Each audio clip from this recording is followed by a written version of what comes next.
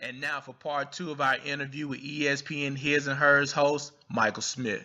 I've heard you talk about it, and I've seen you write about how there was a period before you met Jamel, before she joined, I guess ESPN or you guys started kind of working together, Mhm. that you were kind of in that you didn't know what was next as far as your career at ESPN. Right.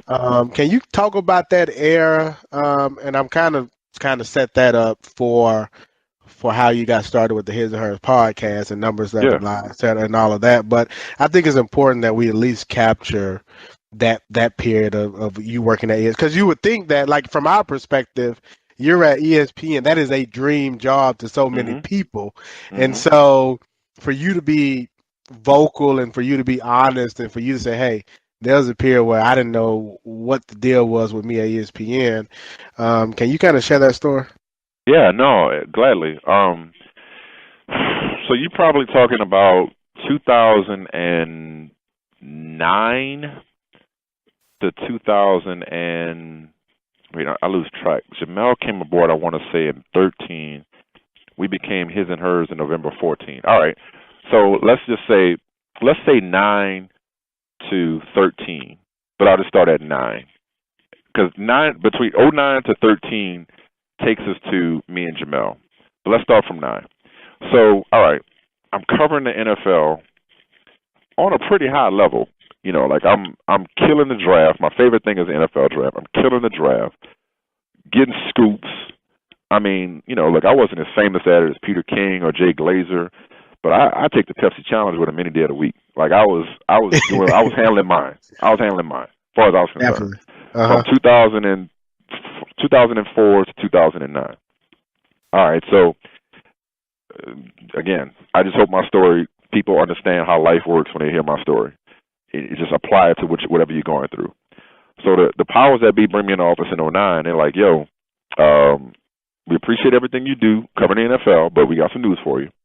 We just signed Adam Schefter from NFL Network, and Adam is going to cut into your reps, to say the least. It's going to be more than Adam on Countdown. We still Right. going to use John Clayton, and so just wanted to let you know that we probably won't be using you as much on Sports Center and NFL Live and this, that, and the other. And I'm like, look, all I want is to have a level playing field. If it's a level playing field and I get the same resources and access in terms of travel budget, in terms of the camera in my crib, which I never had. It's like if I get all that kind of stuff, I'll do battle with Adam anybody. I'll take my chances. I was like, Right. nah, we'd really just it ain't gonna work like that. So I had a choice to make at that time. I had to decide whether or not I want to keep grinding on the NFL beat and trying to get scoops and trying to see who's signed for how much money and who's hurt, who's getting traded, all that kind of shit, or did I want to reinvent myself? I chose the latter. And I started to reinvent myself as an anchor because the guy that was in charge of NFL coverage, he sat me down and said, look, man, since you've been here, you wore a lot of different hats. You've been a debater. You have been you've been an E60 correspondent. You've done interviews. You've broken stories. You've done all kind of things. You've been an NFL analyst, an NFL insider, around the horn. He's like, we don't know what you are. So like, if you had one job at ESPN, like we would start from scratch, you had one job at ESPN, what would it be? I say, oh, that's easy. I'd have Chris Berman's job. I'd be a Sunday countdown host and a Monday countdown host. I would be the host for those shows. He's like, Mm. really? I never saw you as a host. We should try you out as a host. So that's I mentioned that earlier. They put me on NFL Live with my first hosting experience. Bombed. That was fucking terrible. I forgot what we were doing next. I was like, man, they ain't gonna never have me on this again. They didn't give up on me. Not only did they not give up on me as a host, but they started using me on College Football Live. I was back when First Take was more than just debate, when it was like, a variety show. I'd be on there with Jay or Dana. I'd be on there co-hosting with them. I was doing College Football Live. I was doing NFL Live. I was doing Outside the Lines. This was '09. I was doing all this kind of shit.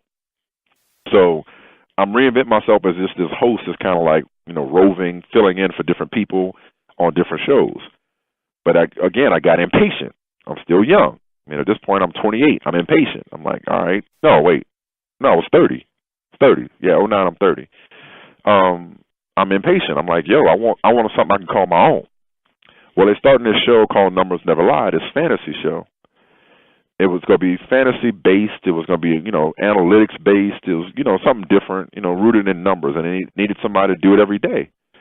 And I was like, look, I'm sick of filling on everybody else's shit. I want my own show. I want something I can call my own, something I could grow with, something I could take ownership of. And it's like, all right, it's going to be an ESPN2 show for a half hour. It's going to be you and Carissa Thompson and Matthew Berry's going to be on. I'm like, all right, I can fuck with this. So I do it, and the show, I could be here all day going through all the changes, that the show went through, in terms of how we were doing the show, to who was doing the show. Carissa went to Sports Nation. Matthew stopped doing it after a while. And around this time, I'm just like, yo, did I make the right call? Did I do the right thing leaving Around the Horn? Because I couldn't do Around the Horn anymore. Leaving Around the Horn, leaving the other things behind. Like, this show isn't about me. They're trying to make a show about a concept, but they're not tailoring the show to fit me. Right. So then they bring in, they're like, okay, I never forget, this is good foreshadowing. So when Carissa left, and when Carissa left, and Matthew left, and it was just me, and I was just able to bring in whoever I wanted. It was me in the middle, and I was bringing in, Rob Parker and Jamel and Israel and Doug Gottlieb, whoever was available to come on. I was like, look, man, I told the producers, I was like, just give me and Jamel a shot. Just give us a shot. And the producer, I'll never forget it, producer said, y'all just ain't the jump off to me. I was like, all right. Oh, wow. I was like, all right. And so they wouldn't do it. And so they were so hell-bent, frankly, on recreating First Take until instead of building a show around me, which, look, I'm not saying the show has to be built around me, but given the options at the time, I was the best option because I had been with the show from the beginning, and I had never truly been able to, allow to flourish. But they wanted to rebuild First Take because that's all the producer knew was just do more First Take. Because it was the same producer producing Numbers Never Lies that produced First Take. Right. I'm like, well, I ain't trying to do that shit. I'm trying to do my own. Shout out to the producers that do Round the Horn, PTI, and Dan Levitar's show. That dude pretty good. I forget his name. Eric Ride-Home?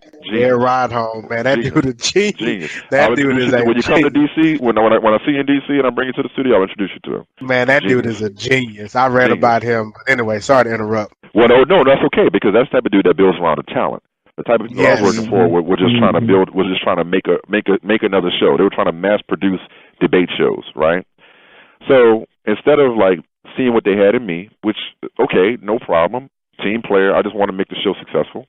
They said let's have a football player and a basketball player debate. I'm like, all right, fine, and you moderate, but you won't be like a moderator where you won't say nothing. You'll be able to say something, but it's really going to be about these two cats, debating. I'm like, all right, fine.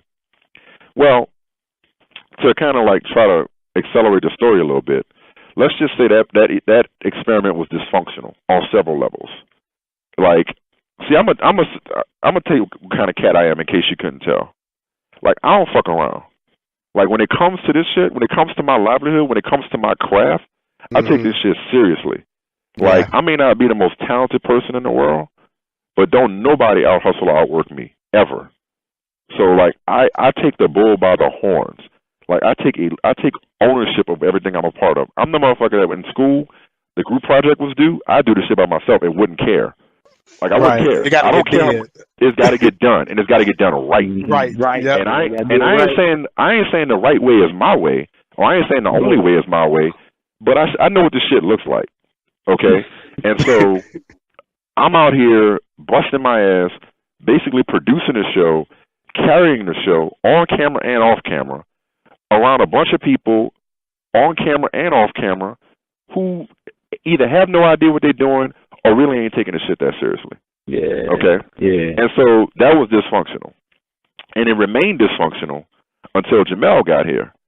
Because the reason why Jamel came aboard, by that time, me and Jamel just kind of like frustrated by the fact that we weren't the quote-unquote jump-off. That's when we started the His and Hers podcast. Shout out to Sharita Johnson, who really is responsible for this because Sharita Johnson gave us an audition for the podcast, heard it, liked it, greenlit it, allowed us to do something, allowed us to sell tapes out the trunk, gave us a distribution deal. Was basically like, yo, y'all do this, y'all gonna do this y'all way, I'm gonna support you. And people, that's how the podcast got started. So, that's what podcasts are. That's the underground. That's the mixtapes of the world. Podcast. Exactly. So we doing that while Numbers Never Lie is still going on. So Jalen Rose decides that he wants to go and basically do Grantland and basketball full time, which opened up an opportunity for the producers to finally say, by this time people in the building are checking for the podcast. They're like, okay, let's put Jamel on the show. Well, once Jamel came on the show, it became obvious that me and her had something special. And it was almost also obvious to her how poorly produced, how poorly managed, how just unprofessional people were on the show. Like, she saw it immediately. And it was like, what the fuck did I sign up for? I'm like, I've been trying to tell you. I'm trying to tell you and she was like, yo, you should have left this shit a long time ago. I'm like, yo, that ain't my style. It's not my style. I've been quit. I was trying to make it work. So, long story short, things fall apart when numbers never lie. And in September of 2013, it's me and Jamel. Now, even in September of 2013, when it's just me and Jamel doing Numbers Never Lie, you still had people, I don't give a fuck what nobody say, you still had people here who didn't believe that we could pull this off. Didn't believe we could do it. We're trying to reinvent the show or add somebody else to the show. I'm like, nah, it's me and her. And the rest is history. She and I carry the show because she and I we're not just friends. We're driven, like-minded people. Mm-hmm. Like, she works every bit as hard as I do. She about her hustle. She about her paper. She pursues excellence. We push each other without competing with each other. We don't try to one-up each other, but we motivate each other because she know I'm busting my ass just like I know she's busting her ass because we both want the same thing. We want to put our best foot forward. See, the problem is they got too many people that are given opportunities at ESPN or in this business who think this shit's a game. They may have made their money in on the football field or on the basketball court, and they ain't really coming here trying to work.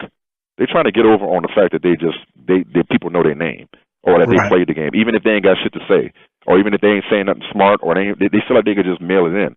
And sometimes they'll announce that they mail it in, but it's like, oh, I played, so I'm just gonna show up, right?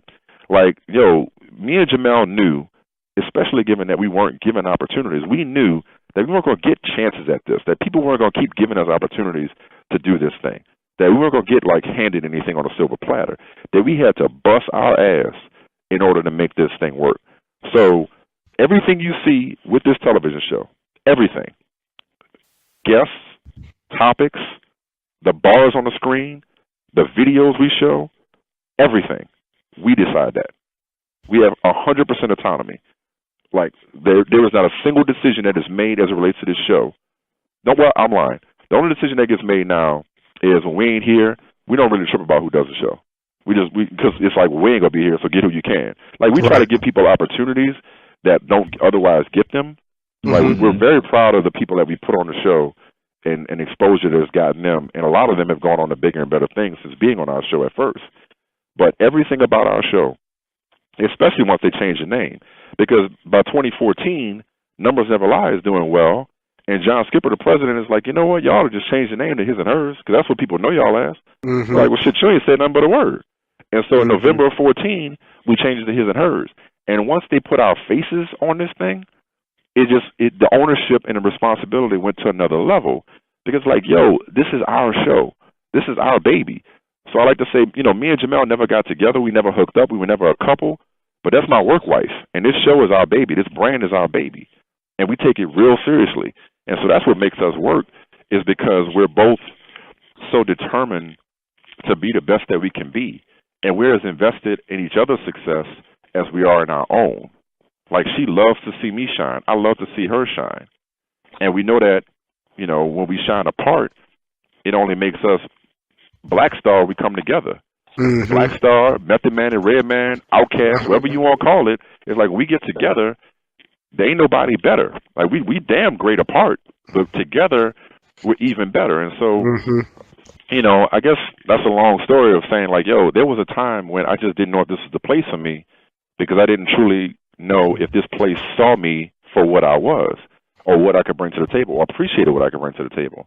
Just a matter of perseverance getting me to a place where, instead of waiting for somebody to recognize what I brought to the table, I'm now in a position where His and Hers is mine and hers.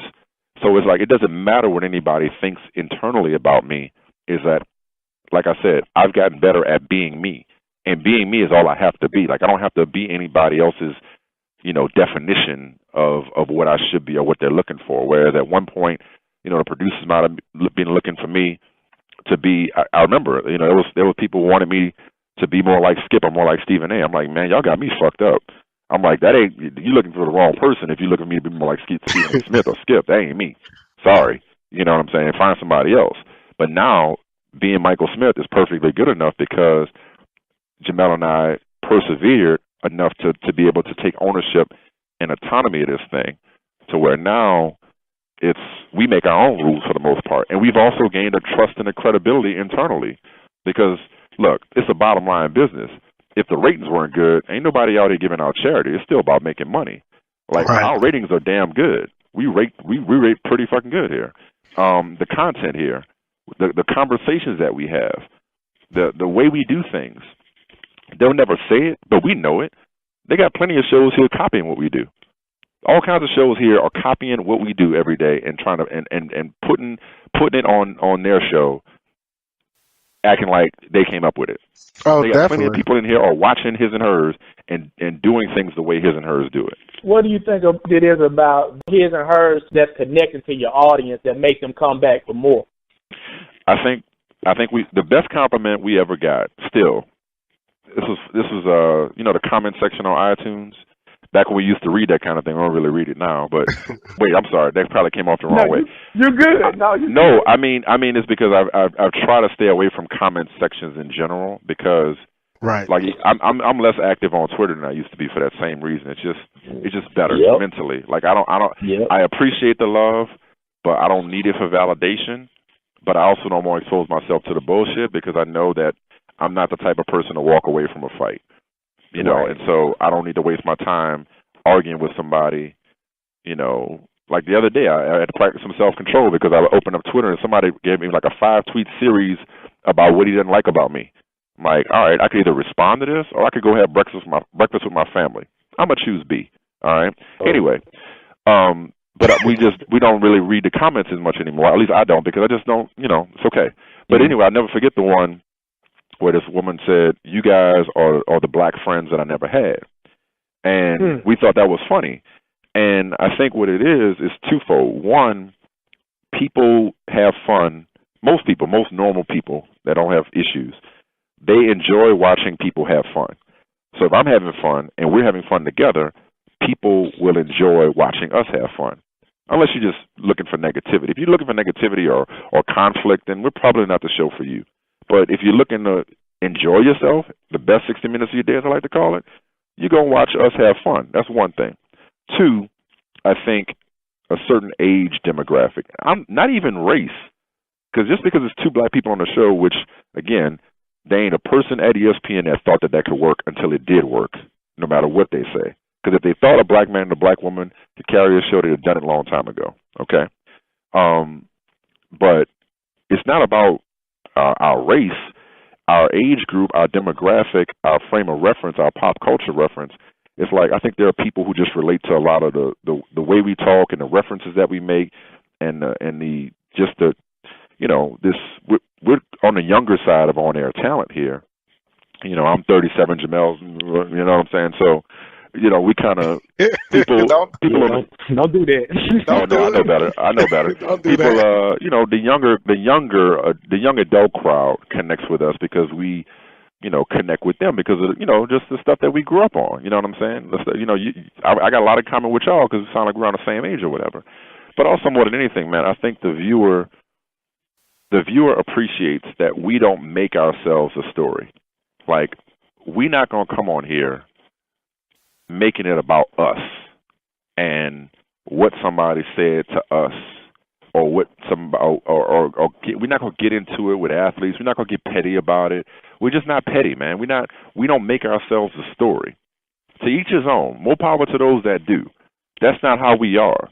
Like to us, it's about the story. It's about the athletes. It's about the games. Like we may make it personal in that we'll connect it to a personal experience, whether it's professional or something that happened in our lives, but not where we elevate ourselves and act with a self-importance that's really borders on narcissistic. That's not who we are. So I think I think people know that, that's a long way of saying the people that, tune into us know that they're not about to get no bullshit. They're getting two people having fun talking about sports. That are drama, authentic. like save the drama for your mama, And that are authentic and true to themselves. Exactly. Quick question. I had a few more questions because I know we were kind of running long on time. I'm good, man. I'm good. I wanted to ask you. You said that no one at really. You said no one, but I'm sure you meant to say only few people really believed in the show. And the reason I say few people I meant no one. Let me take that. No. Let me take that. Let me tell you why I said. Let me say why. Because I wanted to ask you because I saw when John Saunders passed. Yeah, man. When John Saunders passed, that was very emotional opening for both you and Jamel. Yeah. Talking about, but he supported the show. Okay. He went to John Skipper's office and spoke about how he believed into you. Let me clarify before you ask. When I say nobody, I mean when we were going through the transition and we were trying to find our way as a show. Nobody that had any power, nobody that had production power, that had authority, was willing to say, this TV show needs to be Michael and Jamel and needs to be about their relationship. Nobody was willing to take that quote-unquote gamble. That's going back to the whole y'all ain't the jump off. When I was asking for Jamel before a lot of different versions of the show happened, when we knew we had something, but only Sharita Johnson in the podcast space was willing to take a chance on giving us a podcast. So she did what she could to put us out there. But in terms of television, there was nobody willing to see what we could be on television. John Saunders, though. I can relate to that. I can relate to that story because it's even in corporate America today. All you need is that one person to see the talent and realize what this can be, but it's so hard to find that one person that can connect and see the talent and even the hard work that you offer to bring to the table. So I definitely can relate to that story. Right. And so now you go to John Saunders, who, like Stuart Scott before him, like,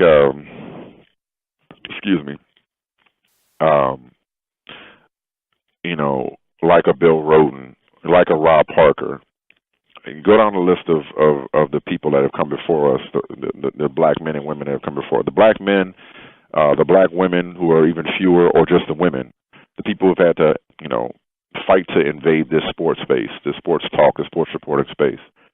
John Saunders just always was there to support us individually, whether, either one of us was on the sports reporters or just from afar or whatever it was, to be there as an ear, as a guide, as somebody to tell us, like, yo, I like what you're doing a good job. Because that's what you don't, this is such a big place and people are so busy, you can miss that. You don't get enough reassurance. You'll get the bad stuff, but sometimes when you're young and kind of going through it, you need somebody to put their arm around you and be like, yo, no, you're going to be all right. Like, you just keep doing what you're doing. Like, I still have the voice message from Stuart Scott when he just called me up randomly. It was like, yo, I watched you this morning. You're killing it.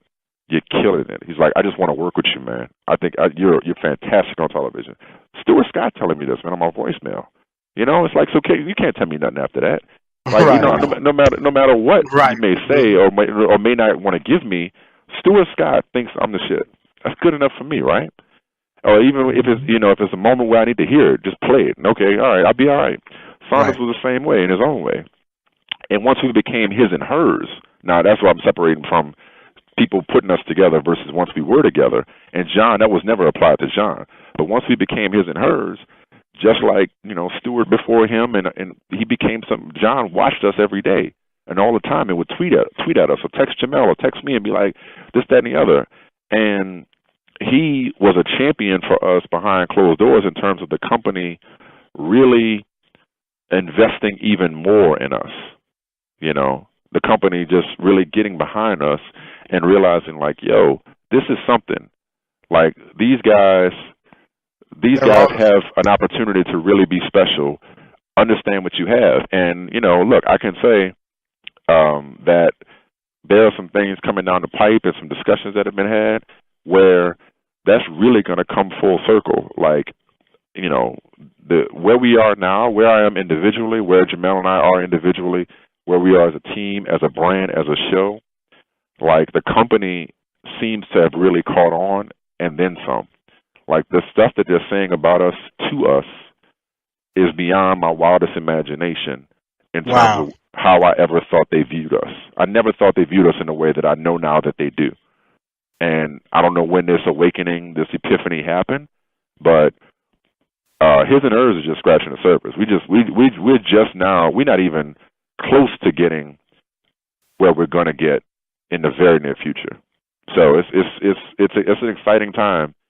And I guess, if anybody's listening to this, even for y'all, man, like it may not happen the way you want it when you want it. It's never going to happen the way you want it when you want it. You said earlier, and you're right. You look at it from the outside looking in, like that's a dream job. You had ESPN in your 20s. What could possibly be wrong? You're absolutely right about that. And if I had the wisdom, the real wisdom, I would have seen it the same way. I would have enjoyed the journey. I would have just done my best and understood that I was where I was supposed to be when I was supposed to be there. And then everything I went through, every frustration, every bit of drama, every setback, everything I went through was preparing me to be this person and this professional that I am right now. And so I just wish I could tell my younger self, dude, do not let this stuff frustrate you. Just keep doing what you're doing, keep grinding, keep getting better, because all it is preparing you for something greater than what you think you want right now. So, I mean, I'm at a place now, man, where I'm just so comfortable in my own skin and comfortable with who I am. It's like I know, with all due respect to my many talented colleagues, there ain't a single person that could fuck with me right now. In terms of like what I can do on the air, in terms of what I bring to the table, like I know what I bring to the table, and I'm comfortable saying what I think. And I was always comfortable giving my opinion, but it's like another level. It's an authority with that comfort. Like sometimes you could be comfortable, in the spotlight, or you're not. I was never afraid to say what was on my mind. Now it's like, no, I'm gonna say what's on my mind, but I'm gonna say it from a place of authority. A place of authority that I didn't know I possessed at one point. So it just took some time for me to grow into this. I got here earlier than most people do, and so I kind of had to grow up here over these last 12 years. Hey, BG, that whole explanation kind of reminded me. I read Angie Martinez's book, My Voice, and it just kind of just takes me to that whole. Mike's explanation kind of just takes me to excerpts out of that book to where she struggled even finding her voice, and I even do that today in corporate America, just trying to find out where I fit in. But when you do find that place, it's probably a euphoria from what I can. Yeah, it probably is. But Mike, to answer your question, I can tell you when ESPN kind of bought into his and hers, it had to be when you had Birdman and put some respect on my name on y'all show. You mean the podcast or the television one? The television show. I'm talking about the television. Are you talking about the end of that interview in particular? Yes. See, okay, but here's the thing. This is what I'm saying to you. This is what I'm saying about authority. Not just, it's a different type of authority. Now I'm talking about the autonomy. So that interview, we had Birdman on the show, and he's a fan of the show. I mean, I grew up listening to his music. I grew up listening to Cash Money. I grew up listening to Birdman when he was baby. Exactly. When Lil Wayne was actually Lil. That's how far back I go back with him. So to have this cat be a fan of the show, wanted to come on the show, talking to him about the whole Breakfast Club incident. So we recording this interview. We post-taping it, right? At the end of the interview, he's like, yo, can I give a shout-out? I'm like, yeah, man, you can do what you want. He's like, yo, I just want to say what's up to my man Tonto, my man, my man Little Pistol Starter, whoever he shot. I don't know who it was he shouted out, right? He's like, they out there doing time, one love, third war till I die, whatever. We're like, all right, for sure. As soon as we were done, we told the producers, like, yo, do not touch that. He was like, that is going in the interview. If y'all edit that out, it's going to be a misunderstanding. It's going to be some furniture moving. And they left it in. And we got so many texts and calls like, yo, y'all so ignorant. How you going to let this man shout out his people behind bars? I was like, because that's what we do. Because we did it for the culture. Because that's what we do. And so, but see, that's what I'm saying. You're right about, you're right to an extent about ESPN buying in. That wasn't when we gave them an option. And I don't mean to overstate our pull or our the amount of what's the word I'm looking for. I'm not saying we can just do anything we want. It's still their air. It's still a Walt Disney company. Right. But this idea that is perpetuated often by people who aren't here anymore, who want to make themselves out to be martyrs, are more important than they really are, or more critical to ESPN's success than they ever really were. This idea that ESPN muzzles its talent, that ESPN is like we're all a bunch of corporate slaves that can't say anything because we're afraid. That's bullshit. I ain't never had nobody tell me what to say on television. Ever. Ever. I have never had somebody say, you shouldn't say that. And here's why. Because I don't walk around saying dumb shit. Exactly. I mean, it's like there's a fine line, but a significant line nonetheless, between saying something that's interesting, provocative, and substantive or thought-provoking, and just saying stupid shit. And if you out here saying stupid stuff that's going to sit up here and offend entire groups or races of people, like, how is that acceptable? How is that ever acceptable? That doesn't go into the category of, ESPN wouldn't allow me. That's bullshit. Like, plenty of people call Roger Goodell a liar. Plenty of people have said different things that are critical of business partners of ESPN. Right. Nobody has ever come to us and be like, hey, you might want to talk. You know what? I'm lying. There's one rule we have here. There is one rule we have here at ESPN. When it comes to political candidates and personal attacks on political candidates, we can't just go out of our way to say Donald Trump's an asshole. We can't do that on TV.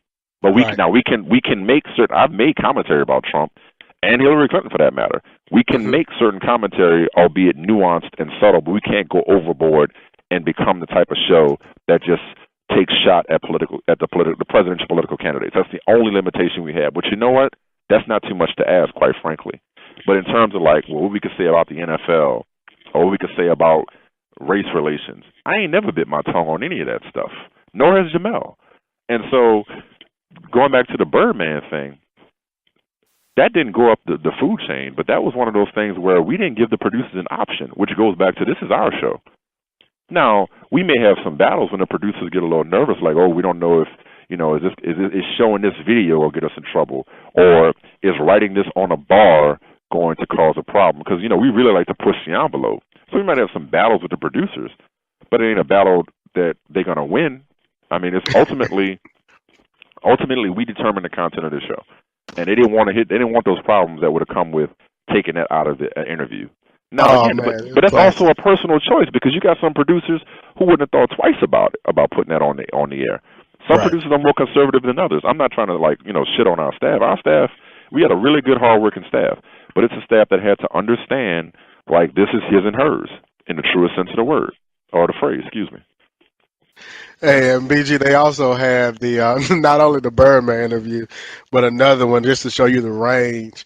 They have the fake Ray Lewis on the show, and that just shows you the power of not only social media and YouTube, but just being in tune with just being in tune with what's happening in the social media world. With I'm telling you, even with the crying Jordan meme to the having the fake Ray Lewis on there, they definitely in tune, man. This is probably one of my favorite. This is definitely it is one of my favorite shows on the network that I DVR and I watch when I get an opportunity to, because it's a good we show. Appreciate that, man. We really do. Man, it's a really, really good show. Yeah. And I'm like, man, I'm just sitting at home dying laughing. So we do it with with the podcast in mind. We do it the same way you guys do it. It's like we don't do it. We realized a long time ago that for whatever reason we ain't gonna be everybody's cup of tea. Right. We're just not gonna be. We do it for the people who fuck with us. Like we do. That's what we do it for. We do it. If you get us, and you love us. If you don't, all right, it's cool. No, we ain't taking it personally. But they're gonna have people that don't like me, but like Jamel. They got people that like Jamel but don't like me. They got people that can't stand either one of us. But there's the vast majority of people like both of us, and more importantly, they like our relationship. And that's all that matters. Like, we are here for our audience, whoever that is. And we stop trying to be the type of show that everybody would get down with, because then you're just trying to please too many people, man, But plus, it's just showing you how in tune you are with the culture, too. Because for you the crime meme is something that the Jordan meme, the crying Jordan meme, that's just something that you have to be in tune with social media, the culture, and what's happening. And that's futuristic to me. That's You also just something got to that be about having fun. Like if and you having just fun. Yep. yeah, if you just coming on the air to get off your takes and the debate and all that kind of stuff, then yeah, all right. I mean, that may not be for you, but I mean, we're here to have a good time. You know, we're Yeah, here to have a man. good time. I got one more question, and this is one that I like to ask all of my journalist friends. As far as responsibility and the quality of today's journalism, I think you kind of alluded to it in the beginning of the interview with how in certain places some people just get into positions of reporting and giving the news and their opinion just based off of maybe being a former athlete and things such as that. Has the quality of journalism suffered because of those type of decisions?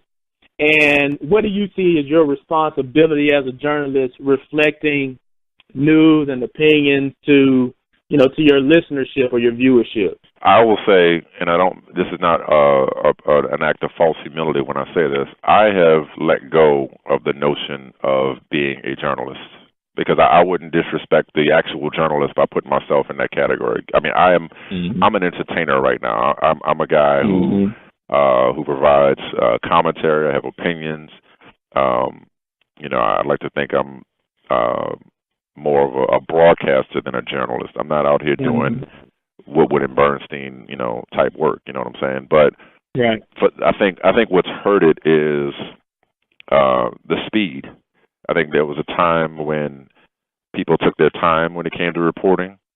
When people, vetted stories a lot better than they do. I think it's so competitive and so fast, and with social media in particular, the news cycle is it used to be a 24-hour news cycle. That doesn't do it justice. It's up to the minute now, and I think people are in a race to be first as opposed to be right or to be smart. Now that said, the good part about social media is that the viewer, the listener, the reader, the consumer is able to keep us accountable in a way that they couldn't for a long time. People with phones and people with social media followings can drive conversations in ways that sometimes the people who are in mainstream media can't even do themselves. I mean, they got a lot of smart people out here, smart, intelligent, thought-provoking, good people who just don't have the mainstream media platform. Doesn't mean they're not good enough to be a part of the conversation. So it's a blessing and a curse just the way technology has changed the industry. But I think a lot of it is just people are coming up in an age that doesn't emphasize journalism as much as it emphasizes information, and there's a difference. Like information is available more readily and more rapidly than ever. Journalism, the practice of journalism, suffers because of the immediacy of the need for information. So I think there's still a desire for it, a hunger for it, a place for it, absolutely, because it's one of the most important institutions and one of the most important practices we have in this country. But I just think it takes a select few who are willing to. When I first got into this, I didn't get into it to be known or to be on television. I got into it to be a writer and to tell stories. Now, I was a byline. It was by Michael Smith. That was the thrill for me, was seeing my name in the paper above an article that I knew was well researched and well reported and fair and balanced. And I'd gone through a process of it being edited and consulted with the editors and double and triple sourced and all that kind of stuff by Michael Smith. That was huge for me. Nowadays, you have a lot of people who just want to be famous. And I don't mean no generalize, but I think a lot of people just want their name out there. They want their follower count up, this, that, and the other. Sorry about that, off my phone. So I think just as long as there are people who are in it for the right reasons, journalism will remain alive and well. But you just have to be able to distinguish between journalism and reporting and entertainment, and take the latter for what it's worth. Last question. Yeah. Does ESPN force you all, or do they recommend it? What is the policy around them wanting you on Twitter and being active on Twitter? I follow guys, and I mean, Bomani, he loves it. He stays on Twitter. Like I love Bomani and just, I Yeah. mean, and very very intelligent brother. What's the policy around you guys being active on Twitter? There's actually not there's a social media policy, but it's pretty loose, if I may say so. In that, look, I mean, we're representing ESPN at all times, so it's like you shouldn't say anything on Twitter that you probably wouldn't say on television, right? Well, I guess more or less, do they encourage you to be on the platform? Well, Not so much I as don't. far I as don't think they don't encourage it in terms of volume. Like, you know, they don't say, well, you have to tweet X amount of times per day. Like, you okay, know, that's like what you I was said, wondering. Bo loves to tweet. That's Man, him. Bo loves to tweet. Right. Jamel is more active than I am now. I used to be as active as anybody. I kind of pulled back the older I got, the older my kids got. So there's no requirement in terms of the amount that we have to engage. It's to each his own. Now, I just think, you know, in 2016, you'd be a fool for not having a presence in social media, you know, whether it's a more mature, quote-unquote, social medium like Facebook, or whether it's something that the kids are doing like Snapchat.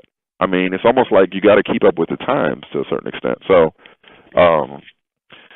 I don't think nobody's saying, hey, you know, you guys need to do this. It's a requirement because it's our free time. But, I mean, I think you're kind of hurting your personal brand if you don't engage in social media. Like I'm trying to up my game a little bit more because I don't think I do it enough. Gotcha. But I mean, there's no contractual obligation or anything like that to do that. Okay, I always wondered because I just see Bomani on there a lot, and I see some other guys we follow that are kind of pretty active. So I always wondered if that was written in the contract. It's an individual choice. It is individual choice. Okay. Oh yeah. Well, that's all I have, Mike. Man, this has been one of the best. And like I said, you're gonna listen to the Last Chance U episode, and you'll get a chance to hear Ron Ollie and some of our other interviews. But yeah, man, I'm gonna go back and check out this archive, man. You guys, you know, I appreciate y'all reaching out and being diligent with me and patient with me because I know, you know, I can get sidetracked and you know I procrastinate, and you know I got these kids at home, man. I mean, my family comes first. You know, I got a wife and 3 small kids, so. I appreciate you guys wanting me on enough and wanting to discuss my story enough to really stand after it and making sure we linked up. So I really do thank you guys for being interested in my path, and I hope whether it's you guys or any of your listeners, I hope people listened to it and took something from it that they could apply to their own journey. Oh, most definitely. Sure. And I definitely took something from it because you're going to be in D.C. and I get to I get to go to a PTI, and then obviously I take you out to dinner. That's our treat, free lunch, For right? sure. That's All the good. name precedes itself. So I appreciate it, Mike. All right, man. Before you go, is there anything that the people should be looking out for? Anything you connected with, or how can the people just connect with you? Oh, I mean, you know, look. Speaking of social, I mean, I'm on Twitter at Michael Smith, Instagram at the Michael Smith, Facebook Michael Smith ESPN, Snapchat Michael Smith II. You know, look, professionally, all I can say is like we're about to do some even bigger things here. We're working on some things behind the scenes that's gonna really be groundbreaking. I wish I could be specific, but at the moment I can't. But in due time, you guys will see why. And you know, like if I really do, in terms of just my connection with people, it's on an unofficial, informal level. Mm-hmm. So look, anybody that I say I don't tweet as much and I'm not on social media that much. I don't use it as a megaphone as much, just to get my opinion out there. But I engage, and if any of your listeners got any questions, anything they want to chop it up about, I like talking to people. I like helping people with, you know, through my experiences as best I can. So I think I got something to offer in that regard. So if anybody wants to just holler at me directly, anything I could do for you, if I can, I will. No doubt. And however we can be contributors to this big booming thing that y'all about to drop, we'll contribute any way we can. Yeah, that'll work. I'll take y'all up on all this. Free. Yeah, we just want to help. That's all we want to do. For sure. All right, y'all keep running, man, and stay in touch for real. All right, no doubt. We will. All right, y'all be good. All right, peace. Later. BG. This is what we do, sir. This is what we do, sir. What a blessing, man. What a blessing. I hate when I hear myself on these playbacks and it sounds like I just left a church service talking about what a blessing it is. But man, this is great to be able to talk to personality and somebody that's doing it on the ESPN level. Somebody we look up to, man. This is just, this is a great day for the Free Lunch Podcast. Dog, you there? Hey, I'm here, man. I'm just sitting here. You all right? Yeah, I'm just sitting there like we just did that, man. And I got an invitation to the PTI studio now. That's what you all throw it off about. You get a chance to go to the studio. Hey, man, I went to the White House today, Ghost. First time ever going to the White House. I'm talking about I was inside when East Wing. Did you feel nervous though when you was in there? Oh, always, man. The levels to get in between the gates and the security, always. But guess what? White House don't got nothing on the PTI studio. White House ain't got. You done made it. Once you get in the PTI, you can say that you made it. Grandmama made it. The PTI White House ain't got nothing on PTI studio or the Around the Horn studio. So Around the Horn, greater than White House. Greater. So I mean, just from the invitation, man, but on the real, Mike, man, cool dude, man. That was a great, inspirational, very open interview, and he didn't have to spend his time to do. I mean, that was an hour, 40-minute interview, Doc. Yeah, we put in some work on that one, but you sharing that story, man, and that inspiration story of being hungry and grinding it out, and just letting the process take place. Come with some ups and some downs, and some moments where you might get a little anxious and impatient, but you just stay focused on it, and good things happen for you. So that's just another testament to how that really goes, as far as being ready, preparing yourself, and just being tenacious and going to get it. Shout out to Mike. Really appreciate that. Great interview. BG, what else you got to say, man? We groundbreaking today. A lot happening. Can you explain to the people not only how they can get access to this show, but some of the groundbreaking news? Oh yeah, man. So we right in that after Labor Day period, we just introduced one of our newest podcasts, the Communal Expressions podcast, led by host Unleashed with Eva.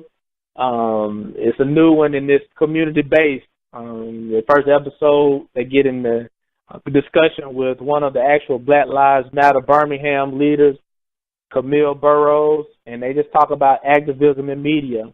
Are we using media effectively as far as our activist efforts? I mean, with these social issues that have been plaguing us over the last few years, are we really using the most of it? And then how the media is being used against us. So they really get into that talk. And really this podcast, going to be a weekly podcast, is just focusing on encouraging people to do something wherever you are. We all have different skill sets, and we all have a responsibility to do something to make our community better. And so this podcast is going to kind of give you that step-by-step guide, having in different expert guests come in, and it's talking about different modes and different positions that each individual can place themselves in to make the space around them better. So we're excited about it. This is a part of that dream that we had when we started this network, as far as bringing people in, giving them a voice, and giving them a medium to reach people in different ways. And I think this is going to be another effort. And we got more coming, so we're really excited about that. Let's get up out of here, man. This is the Free Lunch Podcast, a member of the New South Movement Network. Like BG said, every Thursday. You can get a new episode of Free Lunch Podcast.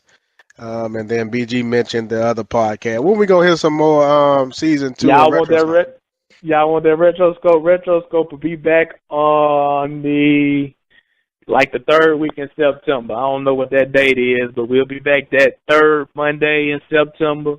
Took a little hiatus, coming back. Everybody in this network is revamping, so we got to revamp too to keep up. So we'll be back third week in September. Most definitely. So, all right, man, we out of here. Peace.